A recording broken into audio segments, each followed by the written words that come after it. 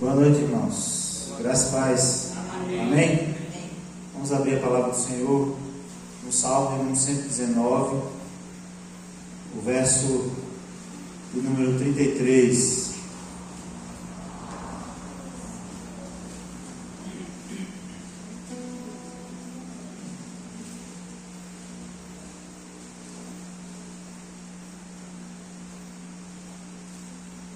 Salmo 119, a partir do verso 33. Amém? Diz assim a palavra do Senhor: Ensina-me, ó Senhor, o caminho dos teus estatutos, e eu o guardarei até o fim. Dá-me entendimento para que eu guarde a tua lei e observe de todo o meu coração. Faz-me andar na vereda dos teus mandamentos, porque nela me comprazo. Inclina o meu coração para os teus testemunhos, e não para a cobiça. Desvia os meus olhos de contemplarem a vaidade, e vivifica-me no teu caminho. Confirma a tua promessa ao teu servo, que se inclina ao teu temor. Desvia de mim o opróbrio, que temo, pois as tuas ordenanças são boas. Eis que tenho anelado os teus preceitos. Vivifica-me por tua justiça. Amém? O salmista aqui, ele está expressando um desejo de querer fazer a vontade de Deus. Nós estamos vivendo um tempo em que parece que as pessoas estão querendo que Deus faça as suas próprias vontades, e não que nós venhamos fazer a vontade dele. E aqui no verso 34 diz assim: dai-me entendimento para que eu guarde a tua lei. Que o Senhor possa estar nos dando entendimento para guardar a lei do Senhor. E no verso 36 diz assim: inclina o meu coração para os teus testemunhos. O salmista está pedindo a Deus que incline o coração dele, para que faça a vontade do Senhor, para testemunhar a respeito do Senhor. E no verso 40, no finalzinho, ele fica: vivifica-me por tua justiça. Que nós possamos ter em mente esse desejo nessa noite, de ter entendimento da palavra de Deus, de que o nosso coração de fato esteja inclinado para o testemunho do Senhor, inclinado para que nós possamos adorar o Senhor nessa noite. Amém? E que o Senhor possa estar vivificando a igreja dele, para a glória dele, para que o nome dele seja glorificado, em nome de Jesus. Amém? Vamos orar. Senhor, nós te louvamos, estamos aqui reunidos para te adorar, Senhor, para exaltar o nome do Senhor, para prestar um culto agradável a Ti. E é por isso que nós estamos aqui diante do Senhor nesta hora, e clamamos a Ti e pedimos ao Senhor perdão pelos nossos pecados. Ó Deus, purifica o nosso coração, em nome de Jesus Cristo. Ó Deus, que o Senhor nos dê entendimento da Tua palavra, que o Senhor vivifica, ó Deus, a Tua justiça. Ó Deus, em nome de Jesus Cristo, que o Senhor inclina o nosso coração para adorar o Senhor, para buscar a Tua face, ó Deus, em nome de Jesus Cristo. Pedimos que todas as partes desse culto seja, ó Deus, agradável a Ti, ó Deus, e que sejamos edificados, em nome de Jesus. Oramos, ó Deus, para que o louvor venha, ó Deus, ser agradável a Ti, e oramos para que a Tua palavra, ó Deus, venha falar aos nossos corações, causando impacto nas nossas vidas. Ó Deus, em nome de Jesus Cristo, para o louvor da glória do Senhor. Amém.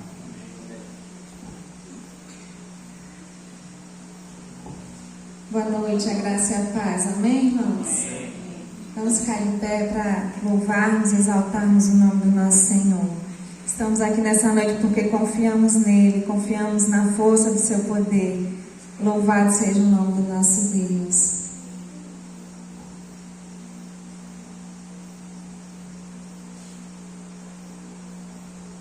Adora o Senhor com o teu melhor. Dê a Ele o seu melhor louvor, a sua melhor adoração nessa noite, em nome de Jesus, porque Ele merece.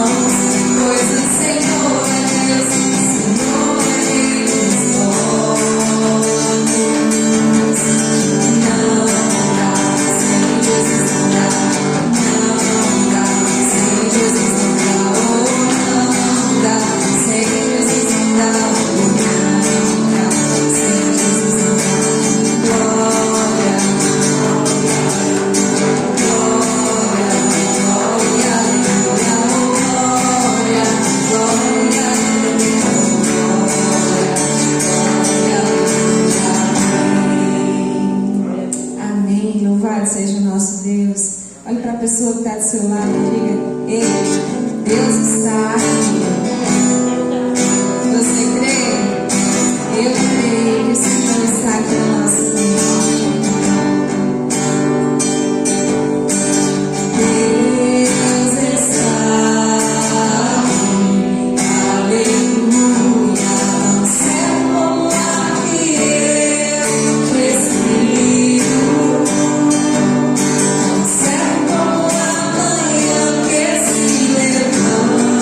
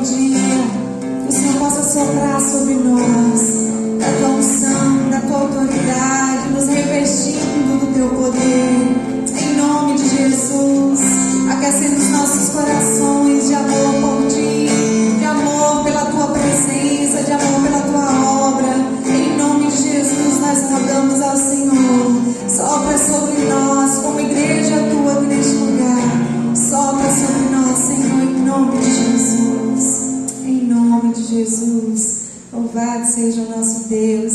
Vamos adorá-lo, mas com mais intensidade, declarando nesse momento: Senhor, nós te adoramos pelo que tu és. Nós não te adoramos, Senhor, pelas circunstâncias. Nós não te adoramos, Senhor, por momentos bons, apenas quando estamos bem. Nós te adoramos porque o Senhor é Deus. Louvado seja o teu nome, Senhor. A ti toda a honra, toda a glória. Minha fé está firmada nas coisas que podes fazer. Eu aprendi a te adorar pelo que és. Ele veio, sim, o amém. Só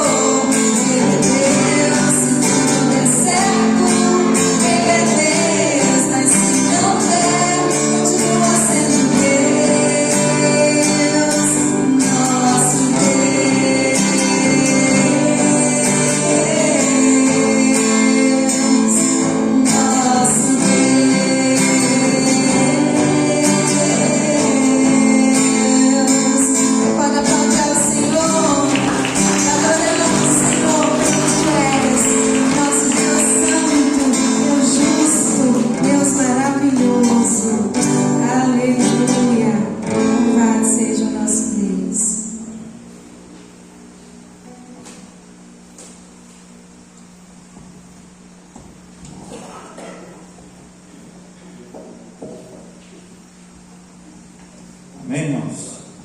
Gostaria de estar chamando aqui o pastor Marinaldo. Para quem não conhece, irmãos, aqui é o seguinte: ele quem fez um trabalho pesado aqui. O pessoal está apenas colhendo o trabalho dele. Eu achei aqui a igreja praticamente pronta. Então, o cara foi esse aqui que começou, idealizou juntamente com os irmãos da época. Então, para quem conhece há muito tempo, está matando a saudade hoje. E quem não conhece, está conhecendo agora e ele vai trazer a palavra do Senhor. Amém. Vamos orar? Pai, nós te agradecemos pela oportunidade que tivemos de louvar o Senhor. Ó Deus, o nosso desejo é que o Senhor receba o nosso louvor como sacrifício de louvor a Ti, agradável ao Senhor. Agora na ministração da Tua palavra, ó Deus, que o Senhor incline o nosso coração para ouvir a Tua palavra e abra o nosso entendimento para compreender a Tua palavra, para que nós possamos pôr em prática na nossa vida. Ó Deus, em nome de Jesus Cristo, use, ó Deus, o nosso pedido é esse, que o Senhor use o pastor Marinaldo com unção, com graça, com liberdade do Espírito Santo, para trazer a palavra do Senhor nessa noite. Nós pedimos assim em nome de Jesus. Amém. Salve os irmãos com graça e paz de Jesus Cristo. Amém. Os irmãos, é perceptível assim a nossa gratidão, a nossa alegria por termos a oportunidade de estarmos retornando a essa casa, né, depois de um longo período. E nem deveria ter tantos períodos longos assim, porque estamos até perto, né? A gente está bem ali, mas as circunstâncias às vezes impossibilitam de estarmos com mais frequência como gostaríamos. Mas louvado seja o Senhor que nos deu a oportunidade de estarmos aqui nesta noite adorando a Ele juntos, porque estamos aqui nesse propósito de adorar. Isso é o maior motivo que nós temos de estar aqui, é saber que temos um Deus que é digno de honra, de glória, de exaltação. E certamente estar aqui traz muitas boas lembranças, porque foi aqui que Deus me deu a graça de pela primeira vez ter a oportunidade de pregar. Eu, ainda jovem na fé, ali na igreja de Lapão, me recordo quando eu recebi um convite para me pregar na igreja de Passo, vim compartilhando com a minha família, que está comigo hoje, inclusive meus pais, né, minha mãe, Dona Valdeci, meu pai, seu José. E eu vim compartilhando com eles que a primeira vez que eu vim nos Patos foi uma sexta-feira à noite. Os cultos aqui eram feitos à noite, na sexta-feira, ali na área da casa da nossa irmã Celita. E eu pensei que não ia chegar mais não nesse lugar. Eu falei, misericórdia, que lugar hoje é esse? E aquele unozinho vermelho rodava, fazia curva e nunca chegava o tal dos Patos. Finalmente, né, voltou aqui, nós fizemos o culto. E foi a primeira vez que eu tive a oportunidade de pregar, né, que a igreja confiou a minha responsabilidade da pregação. Depois veio outras e outras oportunidades, fui enviado à congregação de Canarana, onde eu fiquei 1 ano. E depois, pela providência de Deus, eu vim para cá, ficamos 3 anos, né, juntos, servindo ao Senhor. Porque assim, algo que nós precisamos entender, eu louvo a Deus porque Ele me fez entender isso muito cedo. Se você não serve para servir, se você não vive para servir, você não serve para viver. Então você não tem muita razão para existir nesse mundo se não for servindo. E Ele colocou em mim, graças a Deus, como eu sei que Ele tem colocado no coração de Michel, de Amanda, de cada um daqueles que Ele tem trazido até esse lugar, a certeza que nós somos servos. E servo precisa servir com todo o seu vigor, porque é o que dá razão para a nossa existência, é saber que somos servos do Senhor dos Senhores, do Rei dos Reis. Então, muito me alegro de poder ter servido aqui ao longo desses 3 anos e contemplar o que Deus fez nessa congregação, daqueles humildes começos, né? Como diria a palavra do Senhor, não despreze os humildes começos. E eu lembro, inclusive, que nós fizemos o último culto que eu realizei junto com os irmãos aqui, foi já aqui, mas não tinha janela, não tinha porta, só tinha teto e o piso vassourado. E nós pregamos exatamente sobre isso. Não despreze os humildes começos, porque o Deus que nós servimos é um Deus grande. Nós contemplamos essa maravilha e certamente, meus irmãos, Deus tem muito mais por fazer, porque Ele é Deus. Vamos estar meditando na palavra do Senhor. Eu quero convidá-los a abrir comigo suas Bíblias na primeira epístola de João. Primeira epístola de João, no capítulo de número 4. Inicialmente, nós vamos ler apenas o versículo 19, um versículo bem conhecido, um versículo curto, mas eu peço que os irmãos deixem suas Bíblias marcadas ou abertas nesta porção, que nós vamos fazer uso de outras passagens ainda na epístola de João, na primeira epístola de João, inicialmente apenas o versículo 19 do capítulo 4.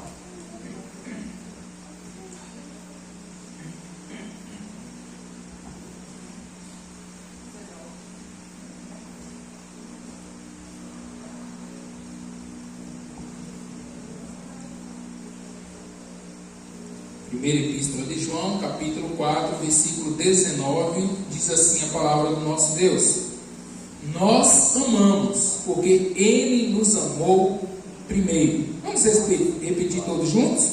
Nós amamos, porque Ele nos amou primeiro. Que o Senhor, pela sua infinita graça e misericórdia, nos ajude a entender para praticar a sua palavra. Quantas vezes nós já ouvimos ou até já pronunciamos aquela frasinha tão simples, mas segundo a nossa ótica tem um poder muito grande: Jesus te ama. Geralmente isso é muito usado quando nós temos a intenção de alcançar uma pessoa que por algum motivo ele está vivendo distante dos princípios ou dos padrões, dos projetos de Deus para a sua vida. Então nós trazemos isso à memória da pessoa: Jesus te amo. Mas, meus irmãos, não é muito incomum pessoas questionarem essa afirmação, e com argumentos teoricamente lógicos. As pessoas, elas se veem em situações difíceis. As pessoas, elas começam a observar a sua vida e perceber que aparentemente não tem uma prova concreta desse amor de Deus. Então ela se questiona: em que Deus me ama? A minha vida está indo de mal a pior, eu estou vendo circunstâncias cada vez mais difíceis. Como eu posso ter certeza que Deus me ama? E para cá entre nós, muitas vezes, diante de questionamentos como esse, muitos cristãos ficam sem respostas. Muitos cristãos não conseguem encontrar a verdadeira razão do amor de Deus para conosco. Um amor que é incomparável, um amor, meus irmãos, que não existe nada desse mundo que possa chegar nem perto. O amor de Deus, ele superabunda, ele supera qualquer ação que o mundo possa trazer como comparação. E aqui tem um detalhe que nós precisamos sempre enfatizar. Eu gosto muito de lembrar que, apesar de que Deus ele tem um relacionamento íntimo conosco, nós não podemos confundir o nosso relacionamento com Deus. Nós não estamos tratando como outro igual, não é. Quando nós entramos no relacionamento com Deus, nós somos seres limitados, falhos, pecadores, diante de um Deus que é santo, todo-poderoso, glorificado eternamente, Deus. E aqui nós precisamos trazer a nossa memória, ainda que nós cantamos isso, né? Se Ele fizer, Ele é Deus; se Ele não fizer, Ele é Deus. Se nós o adorarmos, Ele é Deus. Se nós não o adorarmos, Ele continua sendo Deus. Ele não depende nem mesmo da nossa adoração para ser o que Ele é: o Deus glorioso, exaltado, todo-poderoso, que não precisa provar nada para ninguém. Deus não deve satisfação para mim, Deus não deve satisfação para nenhum de nós. Deus, Ele faz o que Ele quer, do jeito que Ele quer, na hora que Ele quer. Ele é Deus. Mas mesmo diante disso, e aí alguns cânticos que sempre nós gostamos de cantar, que tem uma verdade muito profunda. Tem um que nós gostamos de cantar que diz que, apesar desta glória que tem, tu te importa comigo também. Essa é a realidade do Deus que nós seguimos. Deus grande, Deus glorioso, o Deus que não precisa provar nada para ninguém. Ainda assim, Ele escolheu nos amar e Ele deu provas desse amor. Aqui nessa carta que João escreve, inclusive João ele é conhecido como o apóstolo amado, ou apóstolo do amor. E é o tema que João mais escreve, é o tema que ele fala com mais propriedade, é sobre amor. E nós encontramos aqui, nesta passagem, João mencionando sobre esse amor de Deus, e ele vai trazer 3 provas incontestáveis do amor de Deus para conosco. A primeira, meus irmãos, nós podemos encontrar aí no versículo 7 desse mesmo capítulo 4. Nós lemos aí, quando João nos diz, versículo 7 do capítulo 4, amados, amemos-nos uns aos outros, porque o amor procede de Deus. E todo aquele que ama é nascido de Deus e conhece a Deus. E aqui, talvez numa leitura superficial, uma leitura rasa, você se questione, como pastor, está aí uma prova incontestável do amor de Deus para conosco. Nós encontramos aí na parte final desse versículo a seguinte expressão: quem ama é nascido. Quem é nascido de alguém significa que essa pessoa é o quê? Filho. Nós vamos entender essa realidade. Eu fui nascido, humanamente falando, de Dona Valdeci e de seu Zé. Então eu sou filho de Dona Valdeci e seu Zé. Um dia eu vim a esse mundo pela intervenção, pela instrumentalidade dessas duas pessoas. Isso me fez ser filho dele. E aqui vem aquele equívoco que muita gente tem por aí fora, dizendo: não, eu também sou filho de Deus, eu mereço coisas boas porque eu também sou filho de Deus. Engano. Todos são criaturas de Deus, todos foram obras das mãos de Deus, mas ser filho é algo especial. Ser filho é o alvo de um amor que é derramado nos nossos corações. Ser aceito como filho é uma expressão maravilhosa de um Deus que resolveu nos amar. Diz a palavra do Senhor, esse mesmo apóstolo João escrevendo lá no Evangelho, no capítulo 1, ele diz: olha, ele veio para os seus não receberam, mas deu o poder de todos aqueles que crerem no seu Filho, de serem feitos filhos de Deus. É um privilégio, meus irmãos, para aqueles que creem. É um privilégio para aqueles que foram alcançados por esse amor. E é aqui nós começamos a entender que nós somos filhos adotivos. Nós não somos filhos naturais de Deus. Cristo sim é o Filho unigênito. Ele é o único Filho verdadeiramente Filho de Deus. Nós somos aceitos pela graça, pela intervenção de Cristo, que se tornou o primeiro entre muitos irmãos, e agora somos aceitos na grande família de Deus. Mas existe algo, e aqui tem um advogado, não é isso? Que pode nos ajudar a entender que, uma vez aceitos como filho, não importa se é biológico, não importa se é adotivo, se o pai assina o documento e diz: você é meu filho, ele tem direito a tudo que o biológico também tem. Nós somos filhos de Deus, aceitos como filhos de Deus. Então, naturalmente, nós somos agora herdeiros de Deus. Paulo, quando escreve aos Romanos, no capítulo 8, ele diz: nós não temos recebido um espírito de engano, um espírito de medo, pelo contrário, temos recebido o seu próprio espírito, pelo qual nós clamamos o quê? Abba, Pai. Ora, se nós temos recebido esse espírito que habita em nós, testifica com o nosso espírito que somos filhos de Deus. E se somos filhos de Deus, somos também herdeiros do seu reino eterno. Louvado seja o Senhor por isso. Grande prova de amor. Deus resolveu nos aceitar como filhos. Ele é o nosso Pai. Mas aqui nós encontramos uma segunda grande prova de amor. Se os irmãos olharem comigo o versículo de número 10, nós vamos encontrar a seguinte expressão: nisso consiste o amor, não que tenhamos amado a Deus, mas que Ele nos amou e enviou o seu Filho como propiciação pelos nossos pecados. Se a primeira expressão do grande amor de Deus para conosco é Ele nos aceitar como filhos, ou seja, Ele assumir a sua posição de pai, agora a segunda expressão de amor é a manifestação do seu Filho Jesus Cristo. Então nós encontramos na pessoa do Pai a primeira prova de amor, e na pessoa do Filho a segunda prova de amor. Mas a palavra-chave desse versículo se encontra aí no finalzinho também, que é propiciação. O que é propiciação, meus irmãos?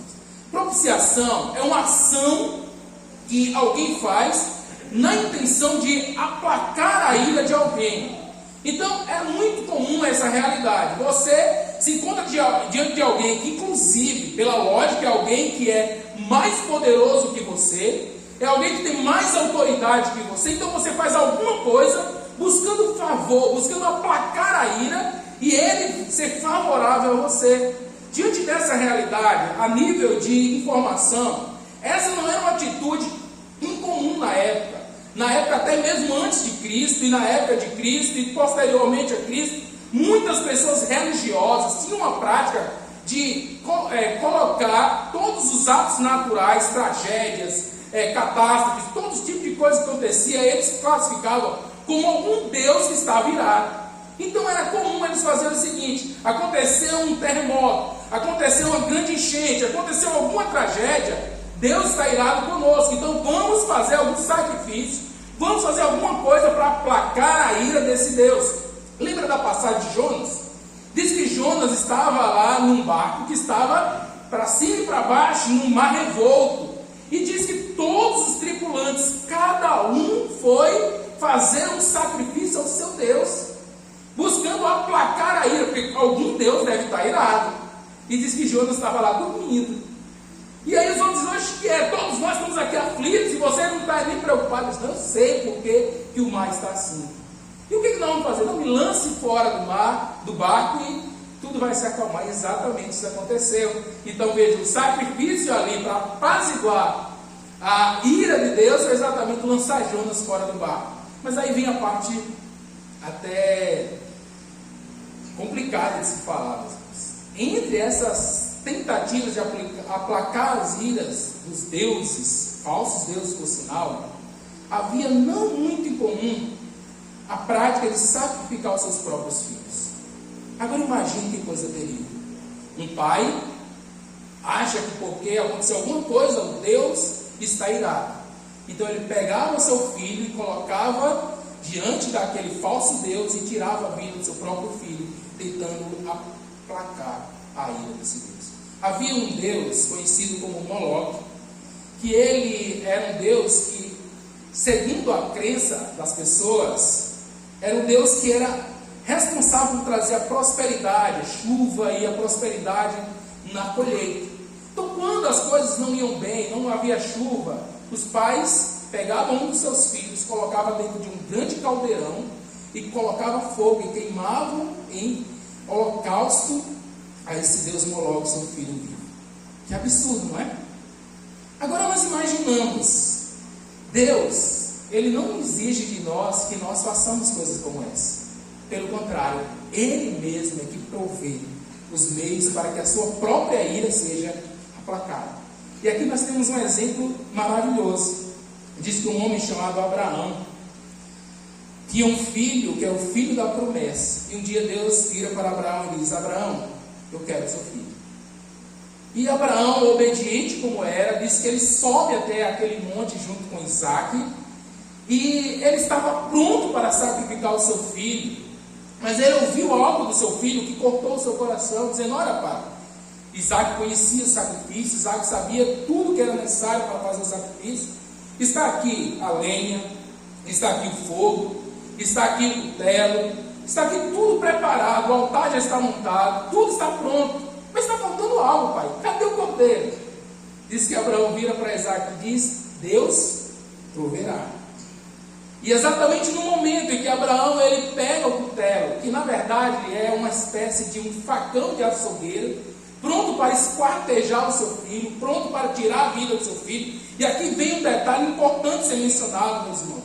Abraão, ainda que ele fizesse isso, não era incoerente do ponto de vista do que Deus pediu para Abraão. Exatamente por quê? Porque os filhos não são nossos. Eu não pertenço à dona Valdeci, a seu José. Eu pertenço a Deus, mas Deus confiou para que eles pudessem me criar, assim como as minhas filhas não me pertencem. Elas são apenas herança do Senhor, confiadas nas minhas mãos, para que eu cuide enquanto eu estou nesse mundo. Quando nós compreendemos isso, nós percebemos que sim, Deus poderia pedir Isaac, como Ele pode pedir quem Ele quiser. Lembra de Jó?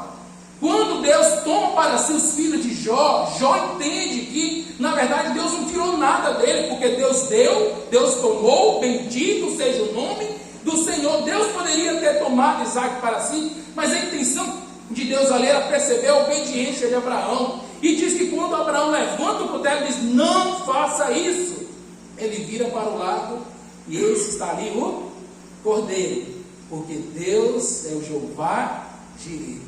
Deus é o Deus da provisão. Porque Deus é o Deus que entra na causa na hora correta e provê os meios necessários para que Ele seja agradável. E agora, meus irmãos, Ele faz exatamente isso, porque Isaac estava prefigurando a pessoa de Jesus Cristo. Ele é o Cordeiro de Deus que tira o pecado do mundo. Ele é o que veio para ser oferecido como propiciação, uma forma de aplacar a ira de Deus que estava acesa contra nós. Não duvide nem sequer por um segundo. O pecado ofende a santidade de Deus. Todo pecado ofende a santidade de Deus. E Deus, irado diante do pecado, Ele decretou, e olha, um decreto do rei não pode ser voltado atrás. Ele decretou que, por causa do pecado, a morte reinaria. Porque o salário do pecado é a morte. Mas então veio Jesus como propiciação, aplacou a ira de Deus, se satisfez completamente a justiça, de tal maneira que Deus liberou perdão sobre nós. Grande, maravilhosa prova de amor. Mas não basta ainda. Existe uma terceira maravilhosa prova do amor de Deus para conosco. Nós lemos aí no versículo 13 dizendo que nisso conhecemos que permanecemos nele, e ele em nós, em que nos deu do seu Espírito. Como se não bastasse a pessoa do Pai nos aceitando como filhos, como se não bastasse a pessoa do Filho se entregando por nós, agora nós temos a presença real do seu Santo Espírito, a terceira pessoa da Trindade, revelando o grande amor de Deus para conosco. Meus irmãos, já pararam para pensar o tamanho do privilégio que é ter a própria presença de Deus habitando em nós? Já pararam para pensar o quanto é maravilhoso saber que você é casa, morada do Santo Espírito de Deus? Não é de qualquer coisa, você não é simplesmente um receptário de qualquer encosto ou coisas ruins desse mundo. E é interessante até pensar nesse tipo de situação. Quando estávamos por aqui, não sei se ainda acontece isso, tinha algumas pessoas que diz que eram conhecidas por ter esse dom, né? Eu tenho um dom de receber algumas notícias do além, né? As pessoas dizem se consultar com essas pessoas. Lá em Biquitá também tem uma pessoa muito famosa, que as pessoas se consultam com ela, porque diz que ela tem um dom de receber esse tipo de coisa. Mas é um dom que, na verdade, nós percebemos muito claramente que não gera a prosperidade na vida das pessoas. Na verdade, gera uma dependência, e uma dependência física, uma dependência emocional, uma dependência financeira e, pior de tudo, uma dependência espiritual. A pessoa ela fica, na verdade, subjugada diante dessa realidade. O Espírito do Senhor, Ele gera libertação na nossa vida, porque Ele nos coloca numa consciência que agora nós somos pessoas capacitadas para viver a vontade de Deus. O Espírito coloca em nós essa convicção que, apesar de que o pecado ele está nos assediando e tentando nos arrastar para longe de Deus, o Espírito Santo ele nos fortalece para que vivamos uma vida que agrade ao Senhor e que possamos realmente estar na convicção: eu vou desfrutar do melhor de Deus nesta vida. Meus irmãos, essa é a realidade que nós devemos compreender. Olha só uma comparação bíblica também. Diz a palavra do Senhor que Davi tentou no seu coração construir uma casa para o Senhor. Com todo o capricho dessa casa, óbvio, todos não conhecem a realidade do texto bíblico, não há nem de se comparar com o que Davi cogitou fazer, porque Davi era um homem que amava demais o Senhor. Então ele diz: olha, eu não posso fazer uma casinha qualquer. Inclusive ele se revoltou porque ele estava morando numa casa confortável. E ele olhou para o lado e disse: não, a arca da aliança, representando a presença de Deus, está numa tenda. E isso não é certo. Por isso ele tentou no seu coração fazer uma casa para o Senhor. Deus disse: não, Davi, você não vai construir. Você derramou muito sangue. Seu filho, que eu te darei, vai ter esse privilégio.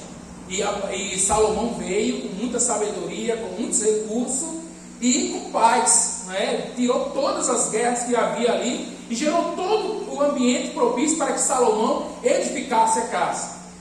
Sabe quanto tempo Salomão demorou para edificar essa casa? Ele demorou exatamente 7 anos para edificar o templo para a morada do Senhor. Agora, meus irmãos, não foi 7 anos porque faltou recurso.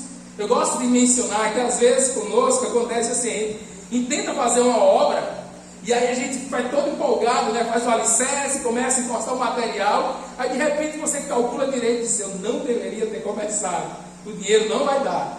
Aí você para um pouquinho, respira, aí Deus abençoa, vem, aí uma colheita de feijão boa, você, nossa, agora vai dar, aí você compra todo o material, encosta, agora vai acontecer, aí você lembra, e a mão de obra?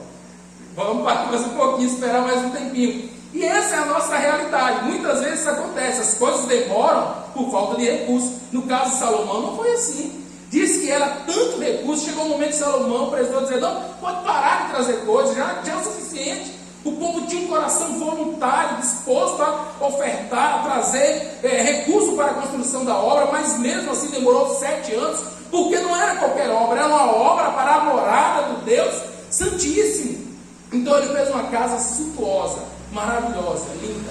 No dia da inauguração dessa casa, Salomão entra lá dentro, olha para um lado, tudo de ouro, olha para o outro, tudo muito lindo, tudo muito perfeito. E ele cai em si e diz, Senhor, os céus e até os céus dos céus não podem te conter, quanto mais uma casa construída por mãos humanas. Que intenção a minha de achar que eu poderia construir uma casa para a morada do Senhor. Mas, Senhor, faz apenas o teu nome habitar nesse lugar, já que será o suficiente.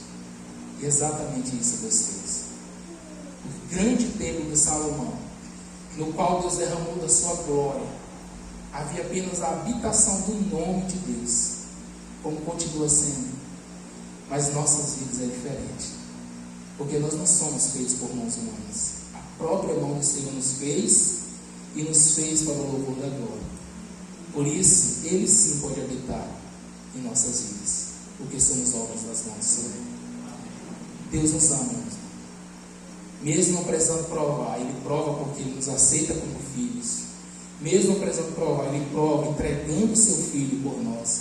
Mesmo não precisando provar, Ele nos prova, nos dando o Espírito Santo para nos ajudar, para nos auxiliar, para nos fortalecer ao longo dessa caminhada.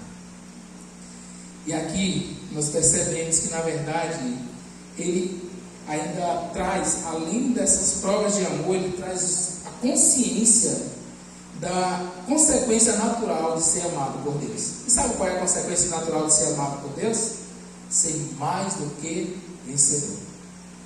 Essa é a grande consequência daqueles que são amados por Deus. Se você é amado por Deus, você é mais do que vencedor. E aqui mesmo João menciona, para cada uma dessas manifestações do amor de Deus, ele menciona um fato que prova que nós somos mais do que vencedores. Observe comigo agora, olha. Versículo 7 diz que Ele nos amou porque nós somos nascidos de Deus, não é isso? Passe comigo agora o capítulo 5 e veja aí os versículos 4 e 5 que ele nos diz. Porque todo aquele que é nascido de Deus, capítulo 5, versículo 4, vence o mundo. Todo aquele que é nascido de Deus, vence o mundo. Primeira consequência, quem é filho de Deus, jamais do que é vencedor, porque apesar do mundo ser tenebroso, apesar do mundo ser cheio de aflição, apesar do mundo ser cheio de angústia, nós já vencemos o mundo. Meus irmãos, olha que maravilha! Essa é a ação graciosa de Deus por nós. É Cristo lembrando para cada um de nós que no mundo nós passaremos por aflição, mas precisamos ter bom ânimo, porque Ele já venceu o mundo e Ele está entregando essa vitória para os seus filhos, para aqueles que são herdeiros do reino eterno. As coisas desse mundo não nos podem parar, as coisas desse mundo não nos podem fazer retroceder, porque nós temos a convicção de que Deus já venceu o mundo para nos dar esta vitória. Todo aquele que é nascido de Deus vence o mundo.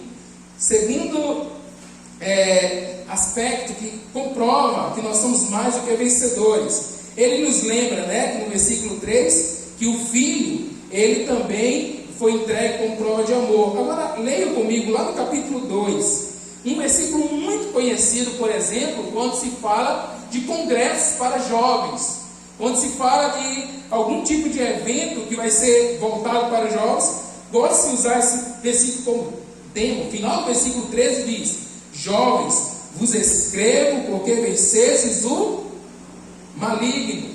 Segunda vitória é a vitória sobre o maligno. Agora, como é que nós obtemos essa vitória sobre o maligno? Ele responde no versículo 14, quando ele diz: olha, filhinho, eu vos escrevi porque conheceis o Pai. Pais, vos escrevi porque conheceis aquele que existe desde o princípio. Jovens, eu vos escrevi porque sois forte, e a palavra de Deus permanece em vós, e tendes vencido o maligno. Aí está a chave para essa vitória. Não há possibilidade de vencermos o maligno segundo as nossas forças, porque não temos forças para isso.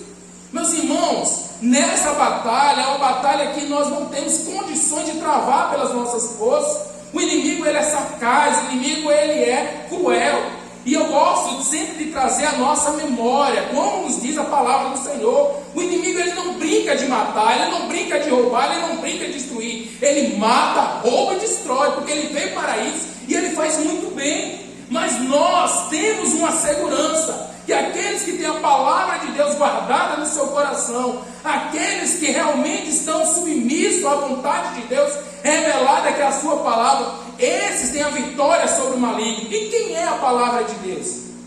João responde, capítulo 1 do Evangelho de João, ele diz: no princípio era a palavra, mas a palavra se fez carne e habitou entre nós. Aqueles que têm Cristo já venceu o maligno. É a segunda consequência de ser amado por Deus, é a grande vitória contra o maligno. E o maligno pode espernear, pode fazer o que ele quiser, ele já é derrotado pelo sangue de Jesus. Louvado seja o Senhor por isso. Se existe outra coisa interessante a lembrarmos, é que nessa batalha, quando nós nos aproximamos de Deus, o inimigo, ele não quer nem saber de entrar nessa luta. Na verdade, ele vai fugir de nós, porque ele sabe que é uma luta perdida. Então, meus irmãos, somos mais que vencedores, porque já vencemos o mundo, já vencemos o maligno. Mas não existe uma terceira vitória mencionada aí. Volta comigo agora ao capítulo 4. Lembra que a terceira manifestação do amor de Deus é a presença do Espírito. E olha o que essa presença do Espírito faz conosco. Versículo 4. Capítulo 4, versículo 4 diz: filhinhos, vós sois de Deus e tendes vencido os falsos profetas. Terceira manifestação da vitória que Deus nos concede, a vitória sobre os falsos profetas. E aqui, certamente entre essas três vitórias mencionadas, essa terceira seria o mais difícil de identificar. Porque se nós falamos de vencer o mundo, nós estamos falando das propostas, tentações, das coisas que esse mundo nos oferece. Estamos falando do inimigo também, das investidas do inimigo, as setas, tudo aquilo que ele lança contra nós. Mas vencer os falsos profetas. E aí eu me pergunto muitas vezes, será que nós compreendemos exatamente o significado de um falso profeta? Talvez se eu perguntasse, se eu questionasse aqui nesta noite, se você consegue definir o que é um falso profeta, talvez você puxasse na sua memória, a sua mente vai lhe ajudar a classificar algumas características do falso profeta. Alguém que prega a palavra de Deus de uma forma distorcida, buscando benefício próprio, e aí talvez até citaríamos nomes de pessoas que fazem isso. Pessoas conseguem fazer isso, mas meus irmãos, entenda algo muito sério que eu vou falar nesta noite. O conceito de falso, na verdade, é tudo aquilo que se opõe à verdade. Qualquer coisa que está contrária à verdade é falso. Então, se o Senhor, Ele coloca algo como um padrão de verdade, e você vai contra esse padrão, você está sendo falso profeta. E sabe por que isso acontece? Porque nós temos uma carne que milita contra o Espírito. Porque nós temos vontades próprias, e a vontade humana, na verdade, não é agradar a Deus, é agradar a si mesmo. A vontade humana é ser aplaudido, é ser reconhecido, é receber a glória. E quando essa vontade humana ela sobressai, nós começamos a perceber que precisamos de uma ajuda externa. Sozinho não vamos conseguir. É aí que o Espírito Santo entra em ação. É quando a nossa carne, ela tenta nos arrastar para longe de Deus, que o Espírito do Senhor nos lembra. Nós precisamos vencer os desejos tão terríveis da nossa própria carne. Eu não posso ser um falso profeta, porque eu fui chamado por Deus para viver a verdade. Eu preciso do auxílio do Espírito para que Ele gere em mim o fruto do amor, da alegria, da paz, da longanimidade, da benignidade, da mansidão, do domínio próprio, de cada uma das coisas que me faz ser realmente filho de Deus, ser realmente profeta em meio a esse mundo que está perecendo e necessita de pessoas firmadas na verdade. Por isso nos leva à última pergunta. Nós lemos no versículo 19: nós o amamos, ou nós amamos, porque Ele nos amou primeiro. Mas a pergunta é: será que realmente temos amado a Deus como Ele merece? Será que realmente temos amado uns aos outros como Ele nos ordena que amemos? Cada um possa fazer essa reflexão constante, porque Deus já deu provas incontestáveis do seu amor, porque Ele já nos fez mais do que vencedores. Agora, meus irmãos, só precisa que nós realmente coloquemos em prática para a glória do nome dEle e edificação do seu reino. Eu quero te convidar a orar nesse momento. Quero te convidar a lançar a sua vida na presença do Senhor, primeiramente com sentimento de gratidão, porque mesmo não merecendo, Ele nos amou. E esse amor tão grande, e esse amor incomparável, tem também nos impulsionado agora a vivermos uma vida para o agradar.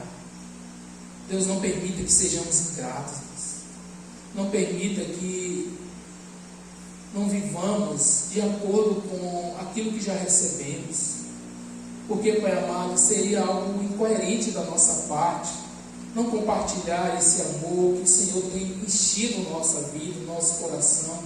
Somos completamente impactados por esse amor, um amor capaz de entregar o teu bem mais precioso, o teu Filho amado, para morrer em nosso lugar, um amor capaz de fazer com que nós possamos ser a própria habitação do teu Santo Espírito, um amor capaz de nos assumir como filhos, mesmo quando nós estávamos como aquele filho pródigo.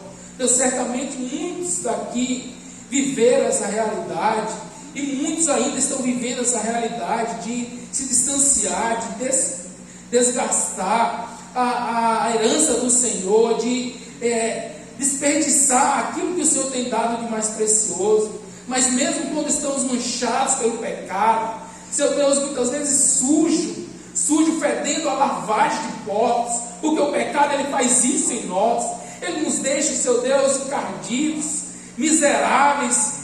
As pessoas não desejam estar próximo de pessoas que estão manchadas de lavagem, de lama de porco, e assim também, Deus, o Senhor deveria nos repulsar da tua presença, porque estávamos, seu Deus, manchados pelo pecado. O odor do pecado que cheira a morte estava sobre as nossas vidas, mas o Senhor não tomou isso por motivo para nos desprezar. Pelo contrário, o Senhor resolveu nos amar, e assim como aquele pai é o Senhor de braços abertos, nos aceitando como filhos e derramando da tua vida em nós. E a nossa oração nesta noite, Pai amado, é que nós realmente vivamos como filhos do Senhor. Nos ajude a ser filhos que te agradem, filhos que vivam, seu Deus, de acordo com a tua vontade. Deus, que o Senhor possa olhar lá do céu e mesmo diante das nossas limitações, encontrar em nós um coração voluntário, disposto a te obedecer. Assim como Davi, Pai amado, fez aquela oração tão sincera diante do Senhor no Salmo 51, nós também lançamos nesta noite como a nossa oração. Deus, gere em mim um coração, seu Deus, sensível, que o Senhor possa colocar em mim um coração realmente disposto a te obedecer. Oh Deus, reaviva em mim a alegria da tua salvação, reaviva em mim um espírito voluntário, que a alegria do teu Santo Espírito, Deus, que é o fruto do teu Espírito, possa transbordar nas nossas vidas a cada dia, porque somos teus filhos, seu Deus, herdeiros do teu reino. Não temos motivos para andar, Senhor Deus, cabeça baixa. Pelo contrário, gere em nós a alegria eterna da tua salvação, para que andemos nesse mundo testemunhando que Cristo vive em nós. Deus, muito obrigado por essa certeza que o Senhor coloca no nosso coração, por intermédio do teu Santo Espírito. E que a cada novo dia, Deus,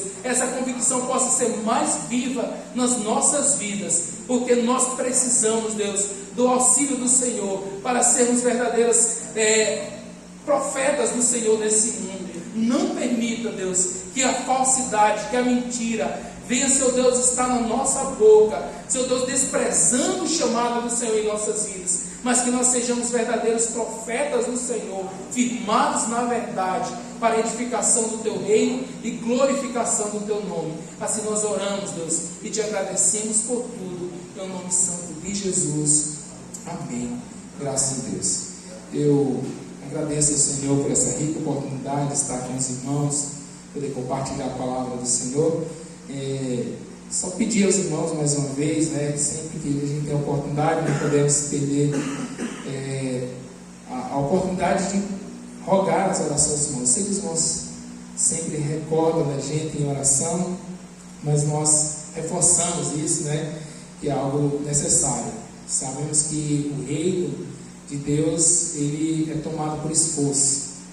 Então é uma luta árdua. Nós temos consciência de ser um ministro, ser alguém que está à frente da obra do Senhor, é algo que requer muita luta. E essa luta ela é vencida com oração diante do Senhor. Então que os irmãos estejam orando pela minha vida, pela minha família, que Deus esteja nos abençoando. Mais uma vez, agradeço ao Senhor por tudo, que Deus abençoe ricamente.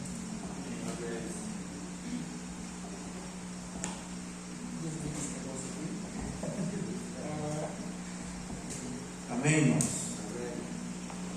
Que nós possamos reconhecer o amor do Senhor sobre nossas vidas e ser grato a Ele por tudo, mesmo diante das tempestades que a vida nos encontra.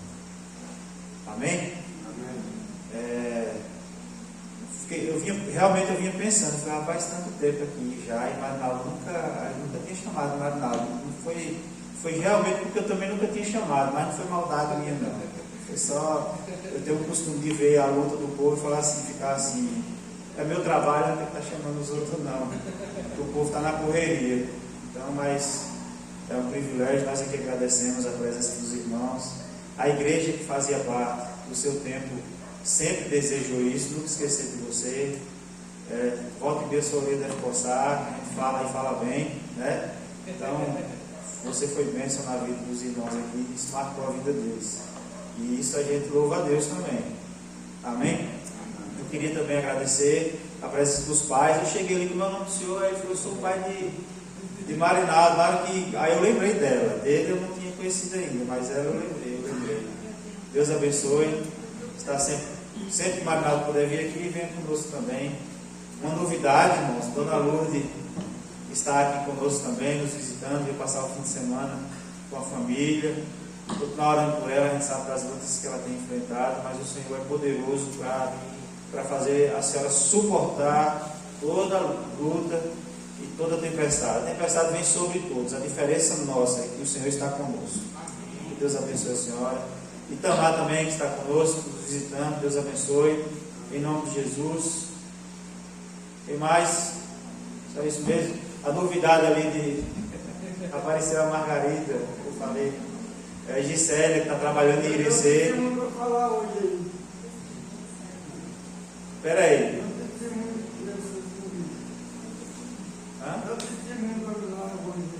Certo.